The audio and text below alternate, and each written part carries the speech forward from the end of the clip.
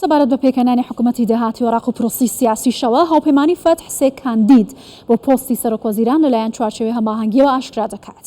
عەلی فتلاوی سەرکردە لە هاوپەیمانی فتح کە بەشێکە لە چوارچێوەی هەماهەنگی سێ کاندیدی ئاشکرا کرد کە چوارچێوەکە تاوەتوێی کاندیدکردنیانی کردووە بۆ پۆستی سەرۆکوەزیران.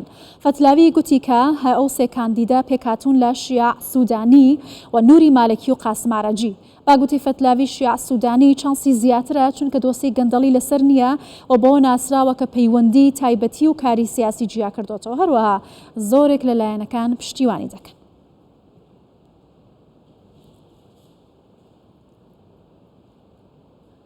نۆ مانگ بەسەر هەڵبژاردننی پێشوەختە لە ئۆکتۆبری ڕابردوو لە عێراق تێدەپەڕێت، بەڵام هێشتا ناکۆکینی و ماڵی شیعە زیاتر دەبێت. هێشتا پۆستەکانی سەرەکی لە عێراق یەکلایی نەکراونەتەوە. هەنگاوەکان لە هەرێمی کوردستانەوە بۆ لێک نزیکردنەوەی لایەنەکان دەستی پێکردووە. پارتی و یەکێتی لەبارەی پۆستی سەرۆکۆمار ڕێککەوتون هەنگاوەکانیان بەکوێ گەیشتووە. چوارچێوەی هەماهەنگی تا چەندە لە کوردەوە نزیک دەبێتەوە بۆ پێکهێنانی حکوومەت. پرسیارەکانم ئاراستەی بەڕێز ئەحمەدکانی ئەندامی سەرکردایەتی پارتی دموکراتی کوردستان دەکەم لە هەولێرەوە لەگەڵمە. بەڕێز ئەحمەد ئەم کاتت باش. ئەمە سەرەتا سەبارەت بە هەنگاوەکانی لێک نزیکبوونەوەی لایەنەکان لە بەڕێزتان بپرسم. پەیوەندیەکان و هەماهەنگیدان لەگەڵ یەکێتی نیشتیمانی کوردستان سەبارەت بە تایبەتی بە پۆستی سەرۆکۆمار ئێستا بەکوێ گەیشتووە؟ لە ئێستادا هەنگاوەکان و پەیوەندیەکان لەگەڵ لایەنەکان بە تایبەتی لەگەڵ یەکێتی نیشتیمانی کوردستان بەردەوامن، بەڵام تا ئێستا نەگۆیشتۆتە دەرەنجامێک بۆ ئەوەی باسی لێوە بکرێت. دڵنیاین بن نەتیجە هەر دەبێ بگاتە ئەنجامێکی باش. باشە، ئەتوانین بڵێن کە جارێکی دیکە پارتی و یەکێتی بە ناکۆکیەوە ناگەڕێنەوە بۆ بەغدا؟ هەر وەکو ئاماژەم پێکرد لە ئێستادا پەیوەندیەکان بەردەوامن، لەگەڵ یەک کۆبوونەوەی بەردەوام هەیە، پەیوەندیکردنی بەردەوام هەیە، هەنگاوەکان هەن و لەگەڵ بەغداش بە هەمان شێوە، بەڵام نەگۆیشتونەتە خاڵی کۆتایی. بەڵێ، دیارە کە چوارچێوەی هەماهەنگی هەوڵەکانی خۆی چڕتر کردەوەتەوە بۆ کاندیدی پۆستی سەرۆکوەزیران، داوای لە پارتی و یەکێتیش کردووە لەسەر پۆستی سەرۆکۆمار ڕێککەون. چەند بژاردە لە بەردەم ئەم پرسەدایە. ئەگەر پارتی و یەکێتی لەسەر و پۆستا ڕێک نەکەون، ئایا هەمان سناریۆی 2018 دووبارە نابێتەوە هەر لایەن و کاندیدێک پێشکەش بکەن؟ ئەمە مەترسی نییە بۆ سەرکەوتوبوونی پرۆسەی سیاسی لە عێراق لە داهاتوودا؟ لە ڕاستیدا ئەوە کاتێکی پێویستە، ینی هەرچەندە هەندێک میدیا ئەوەیان ڕاگەیاندووە کە لە کاتێکی زوودا حکوومەتی عێراقی پێک دێت، بەڵام ئێمە وای بۆ دەچین کە ئەوە کاتێکی زیاتری پێویستە. تەنها کێشە لە نێوان لایەنە سیاسەکانی هەرێمی کوردستان نییە، بەڵکو لە نێوان لایەنە شیعەکانیش هەیە و لە نێوان لایەنە ئەوەی سونیەکانیش هەیە. بۆیە چارەسەرکردنی ئەو کێشانە و گەیشتن بە دەرەنجامێک کە جێگای ڕەزامەندی هەموو لایەنێک بێت، تەسەوڕ دەکەم ئەوە کاتێکی زیاتری پێویست بێت. بەڵێ، دوای کشانەوەی سەدری بە تایبەتی لە پێکهێنانی لە ئەو کوتلە گەورەی کە پێکی هێنا بۆ هاوپەیمانەتی سێقۆڵیە، هەڵوێست و استراتیژیەتی پارتووی چی دەبێت؟ بە تایبەتی کە سەرۆک بارزانی بەردەوامم جەخت لەم باوەڕە دەکاتەوە کە نابینە بەشێک لە تێکدانی نێو ماڵی شیعە یا پەرتەوازەبوونی سونە و سونەوە هەروەها لایەنە کوردیەکان. پارتی چی دەکات لەم قۆناغەدا؟ طبیعی کشانەوەی تەیاری سەدری لە ڕاستیدا هیچ لایەنێکی عێراقی و کوردستانیش پێشبینی ئەوەیان نەدەکرد کە سەدر دەکشێتەوە.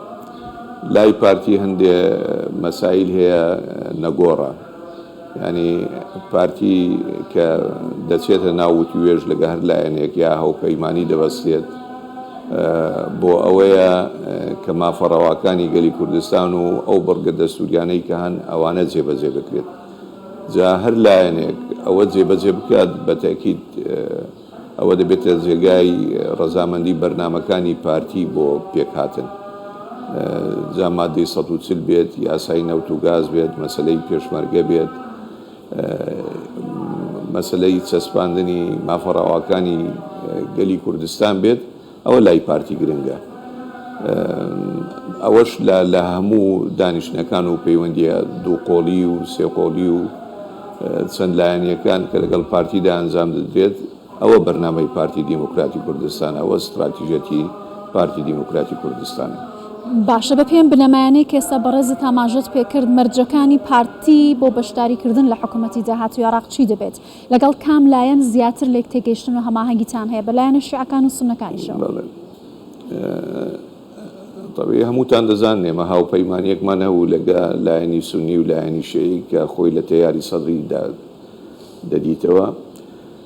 گرنگترین خاڵ کە ئەوانەی باسم کرد سەرباری ئەوانش مەسلەی شەراکەتی ڕاستەقینەی کورد و گەلی کوردستان لە حکومڕانی عێراق. یعنی ئێمە نامانوێت شەریکێکی کاڵ بین لە حکومڕانی عێراق، بەڵکو شەراکەتی ڕاستەقینەمان مەبەستە.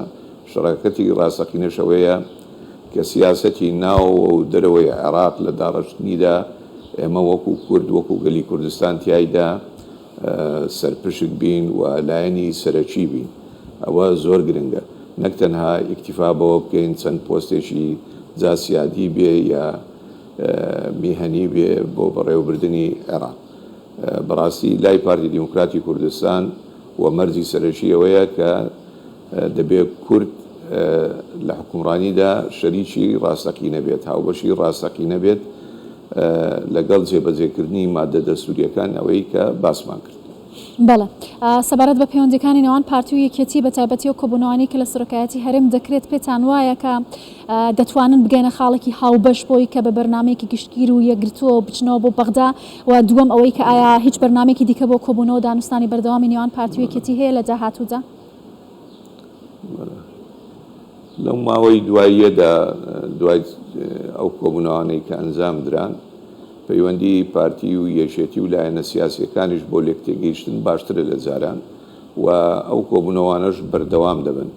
بە تاکید فاکتەری کاتیش گرنگە، دەبێ هەموو لایەکمان ئەوەمان لەبەرچاو بێت. ئەوەی کە ئەوڕۆ پێمان دەکرێت بابیکەین نەک دوای بخەین، چونکە ئەوە لە بەرژەوەندی گەلی کوردستان و بەرژەوەندی هەرێمی کوردستان دەشکێتەوە.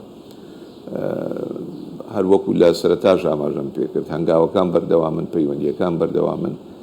بە تاکید کە نەگەیشتونە دەرەنجامێک لێرە و لەوێ کێشەیەک هەیە، اختلافێک هەیە، بەڵام بەردەوام دەبین بۆ دۆزینەوەی چارەسەر بۆ ئەو کێشە و اختلافانە بۆ ئەوی بگەینە ئەو دەرەنجامەی کە دەبێتە جێگای ڕەزامەندی هەموو لایەک و لە بەرژەوەندی کوردستاندا دەرچێتەوە.